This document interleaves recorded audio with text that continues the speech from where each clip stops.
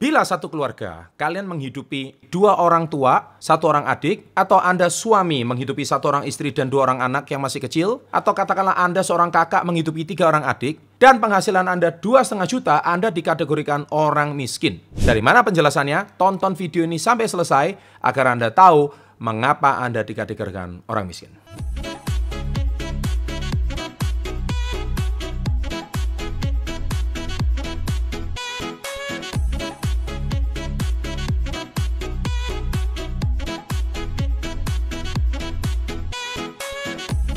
Welcome to Success Before 30 Business and Financial Mentoring. Sahabat entrepreneur, salam hebat luar biasa. Selamat datang kembali ke channel Success Before 30. Di video kali ini, seperti tadi saya informasikan di awal, apabila Anda menghidupi 4 orang anggota keluarga, Anda kalau penghasilannya cuma 2,5 juta, ini di desa pun juga masalah, apalagi di kota. Anda dikategorikan orang miskin, kok bisa? Nah, ini ada sebuah datanya di sini. Pada Maret 2023, rata-rata rumah tangga miskin di Indonesia memiliki 4,71 orang anggota keluarga. Dengan demikian, besarnya garis kemiskinan per rumah tangga secara rata-rata adalah 2.592.657 per rumah tangga miskin per bulan. Makanya saya lihat di kolom komen banyak sekali netizen, Pak, tolong bahas generasi sandwich. Pak, tolong bahas generasi sandwich. Anda termasuk generasi seperti ini. Karena terus terang, di Indonesia cukup banyak 1 orang anggota keluarga menghidupi 4-8 orang anggota keluarga yang tidak bekerja. Alasannya tidak bekerja, mereka masih sekolah atau menghidupi manula di rumah yang sudah pensiunan. Nah, yang tidak enaknya lagi adalah kamu sebagai seorang pegawai negeri. Di dalam cnbcindonesia.com di sini dituliskan bahwa pensiunan PNS golongan 1 dimulai 1,5 juta sampai 2 juta, kemudian hingga golongan 4 1,5 juta sampai 4.400.000. Jadi PNS golongan 1 ini, kalau kamu income-nya 1,5 juta sampai 2 juta, PNS golongan 1 dikategorikan orang miskin. Apalagi sewaktu dia pensiun, dia juga masih menghidupi anggota keluarga. Mana cukup. Ini banyak terjadi di Indonesia. Oleh sebab itu, banyak anak-anak muda yang sekarang cukup stres. Kenapa? Karena menghidupi orang tuanya sudah pensiun, terlebih-lebih menghidupi orang tuanya sudah sakit. Kemudian juga suami yang sudah harus bekerja, istrinya tidak bekerja, dan anak 2-nya masih kecil-kecil. Dan apalagi hidup di kota besar, seringkali tidak cukup penghasilannya. Saya akan membahas dulu akar permasalahannya mengapa ini bisa terjadi. Kita mulai dari 3 level kemiskinan. Nah, yang pertama adalah kemiskinan struktural. Ini adalah kemiskinan yang terjadi cara sistem sosial dan ekonomi diatur. Misalnya orang miskin karena mereka tidak mendapatkan kesempatan yang sama untuk pendidikan atau pekerjaan yang baik, akhirnya mereka mendapatkan income sekian. Sekalipun di kota-kota besar, UMR itu sekarang bisa mencapai 4,5 juta sampai 4,8 juta, tetapi ketika video ini dibuat juga masih banyak orang penghasilannya di bawah UMR. Tetapi kemiskinan struktural ini banyak terjadi di Indonesia. Oleh sebab ini adalah seperti kayak mata rantai yang tidak ada putusnya.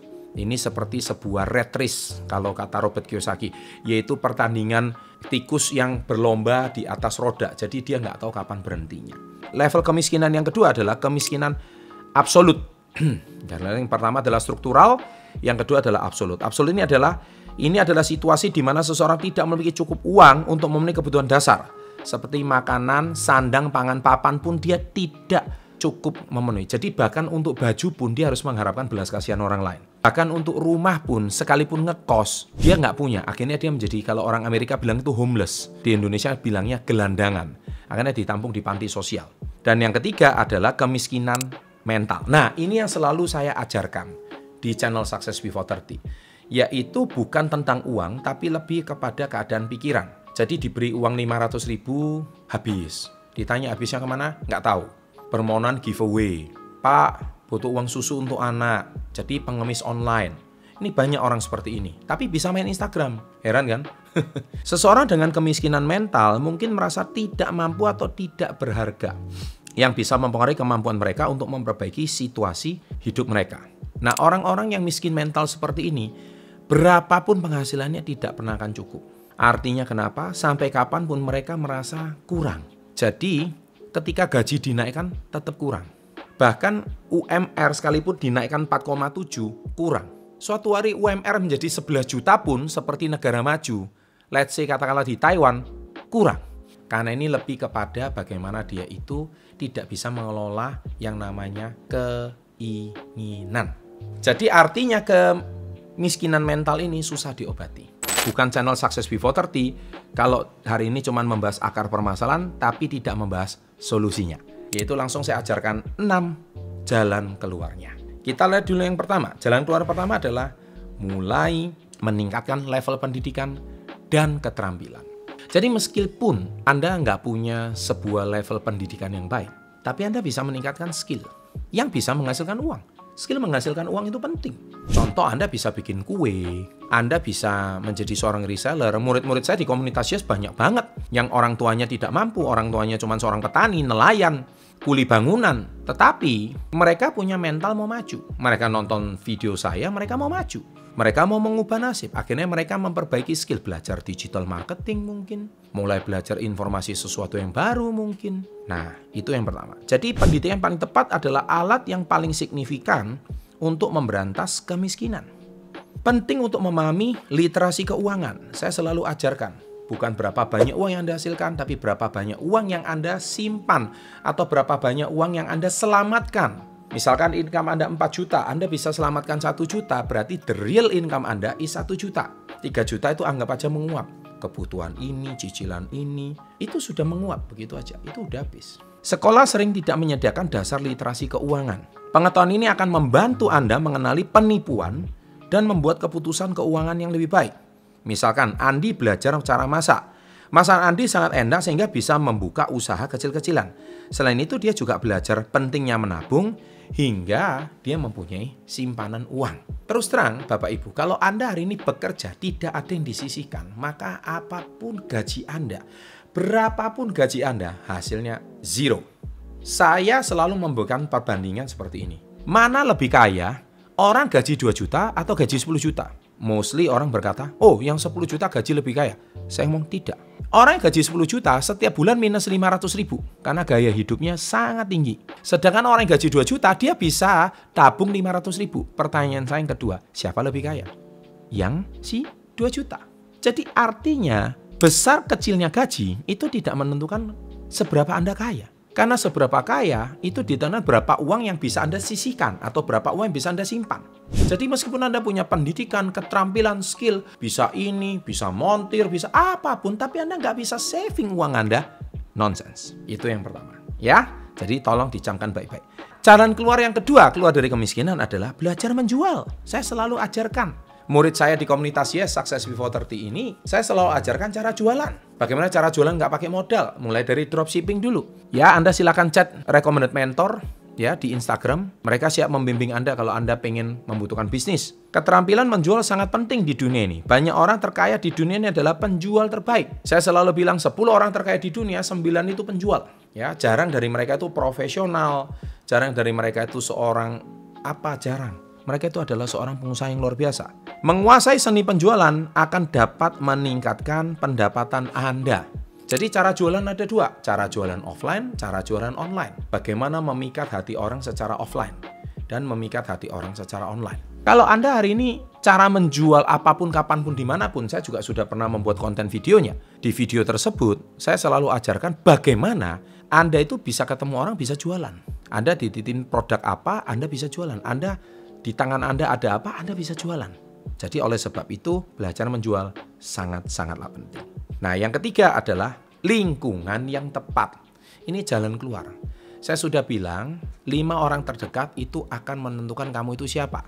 Katakanlah, teman kamu terdekat siapa namanya? Anton, Andi, Resa, Iqbal. Isi kantong Anda nggak jauh beda sama 5 orang teman terdekat tersebut. Percaya sama saya. Kalau 5 orang tersebut terjebak pinjol, Anda adalah orang ke-6. Makanya saya bilang lingkungan yang tepat itu hati-hati. Pola pikir yang tepat adalah penting. Lingkungan kita sering membentuk opini kita. Mengontrol pikiran Anda, memilih secara sadar apa yang Anda percayai, dan ikuti sangat-sangat penting. Kalau teman Anda selalu berkata sekarang ekonomi resesi, misalkan presidennya adalah Pak Anies Baswedan, negara suram, ya enggak juga begitu. Kalau presidennya Pak Prabowo nanti kembali ke zaman Orde Baru, ya enggak juga begitu. Kemudian kalau presidennya Pak Ganjar Pranowo nanti wah susah dikendalikan sama partai PDI Perjuangan. Saya selalu bilang, siapapun presidennya nggak akan mengubah nasib kamu. Titik. Karena yang bisa mengubah nasib kamu adalah lingkunganmu. Ubah dulu lingkunganmu, baru kamu bisa mengubah nasib. Makanya Anda harus rajin-rajin bersosialisasi. Anda harus rajin-rajin networking. Karena duduk diam di rumah nggak mungkin mengubah lingkunganmu. Lingkunganmu di rumah siapa aja, kakakmu, adikmu, teman tetanggamu, kucing peliharaanmu, nggak akan mengubah nasibmu. Cari lingkungan baru.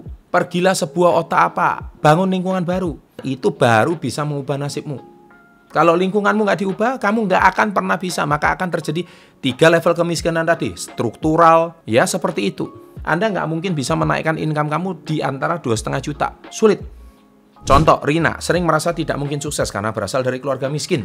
Tapi dia mulai mengubah cara berpikirnya, lebih optimis dan percaya bahwa dia bisa sukses. Melalui channel YouTube Success Before 30 ini, mereka mulai yakin, ya sudah, saya mau berkomunitas yang baru. Saya menemukan sebuah lingkungan baru namanya komunitas Yes. Komunitas yang saya dirikan. Susah banget kalau kamu di lingkungan miskin ini untuk berubah. Di komunitas Yes yang saya dirikan, murid-murid saya itu satu vibrasi. Mereka satu komunitas. Mereka ingin sekali mempunyai sebuah gerakan untuk mengubah mindset mental miskin ini. Agar mereka benar-benar bisa bermental kaya. Karena saya selalu tegaskan, setiap orang berhak untuk sukses. Setiap orang, nggak peduli kamu suku, agama, latar belakangmu. Yang keempat, manfaatkan sumber daya komunitas. Manfaatkan sumber daya komunitas ini termasuk seperti komunitas pengajian contohnya. Kalau di kota Anda. Atau komunitas olahraga contohnya. Di situ itu Anda bisa memanfaatkan sumber daya. Tony mendapatkan informasi tentang pelatihan masak gratis dari organisasi volunteer non-profit. Pelatihan ini membantunya dan mendapatkan keterampilan baru yang berguna. Dan akhirnya dia menambah wawasan, menambah teman. Saya setuju kalau Anda hari ini menambah pergaulan Anda dengan berkenalan dan bersosialisasi dengan orang yang lebih luas. Baru Anda bisa punya wawasan yang lebih. Jadi jangan berkutat di teman itu-itu aja. Anda nggak mungkin akan maju. Yang kelima, profesionalisme. Ini penting sekali. Dengan keterampilan Anda miliki, penting untuk menonjol dari pesaing. Berikan layanan terbaik dan jadilah profesional di bidangmu. Karena seseorang tidak mungkin akan menjadi hebat, tapi punya 2 cabang. Nggak mungkin. Contoh, Dina menjalankan usaha kecil, dia selalu on time. Menawarkan produk berkualitas, memberikan layanan terbaik kepada pelanggan. Ini membuat pelanggannya puas dan sering kembali. Saya sering bilang di cara menjual apapun, kapanpun, dimanapun, yaitu 83% orang membeli produk Anda itu karena dia senang sama Anda. Dia senang cara keramahan Anda, dia senang cara pelayanan Anda, dia senang menanyakan kabar Anda itu gimana. Maka orang itu merasa disentuh. Ketika orang itu merasa disentuh, maka otomatis orang itu merasa diperhatikan dan dia senang membeli produk dengan Anda. 17% orang membeli produk dari Anda karena memang dia baru membutuhkannya. Jadi banyak orang membutuhkan produk, dia tidak membeli sama Anda, tapi dia beli sama orang lain karena pelayanan Anda yang sangat cepat dan memuaskan. Itu namanya profesionalisme. So, kejar 6 jalan keluar ini. Bagaimana Anda mengatasi kemiskinan? Yaitu dengan profesionalisme. Dan yang keenam, tidak menerima nasib keadaan. Yaitu penting untuk keluar dari kemiskinan karena miskin itu kondisi mental. Kalau 2,5 juta Anda tidak merasa miskin, ada orang ngomong, orang ini pede banget, sudah miskin nyombong pula. Bukan seperti itu. Dia tidak menerima keadaan itu. Anda boleh cap saya miskin. Anda boleh nilai saya penghasilan rendah sekarang. Tapi saya tidak terima keadaan ini. Saya akan mengubah nasib saya akan mengubah nasib hidup saya untuk saya hidup lebih baik. Itu baru orang luar biasa. Menggunakan bakat dan keterampilan untuk meningkatkan kehidupan orang-orang di sekitar Anda sangat penting. Sekali lagi, semua ini ada di komunitas Yes yang saya dirikan. Komunitas Yes yang saya bangun ini betul-betul membangun mental dari nol. Orang yang sangat terpuruk, nggak punya kondisi apa-apa. Tapi asal dia mau maju, kita siap bimbing. Kita siapkan mentor, kami siapkan produk. Anda bisa berjualan, nggak bisa bicara, berani bicara. Nggak percaya diri, bisa jadi percaya diri. Yang penting siap dibangun sampai maju. Dan akhirnya dia mendapatkan beasiswa, berhasil menyelesaikan pendidikannya. Sekarang dia memiliki pekerjaan yang baik dan bisa membantu keluarganya. So, akhir cerita, saya bisa aja menceritakan kemiskinan struktural, tetapi saya bisa juga memberikan solusinya. Tapi ketika solusi ini sudah saya buat, Anda tetap tidak mengubah. Jangankan Success Before 30, Tuhan pun tidak bisa mengubah nasib kamu. Demikian sharing saya pada malam hari ini. Semoga sharing singkat saya ini bisa memberikan Anda sebuah insight baru, tambahan baru, wawasan baru, dan yang terpenting, semangat dan harapan baru. Kalau Anda memiliki semangat dan harapan baru, miskin itu cuma kondisi sementara. Tapi kalau Anda nggak punya semangat dan harapan, miskin itu di mental kamu selama-lamanya. Boleh memiliki dompet miskin, boleh memiliki penghasilan orang miskin. Tapi pesan saya sebagai penutup, jangan bermental miskin. Sukses untuk Anda, jangan lupa like-nya, and always salam hebat luar biasa.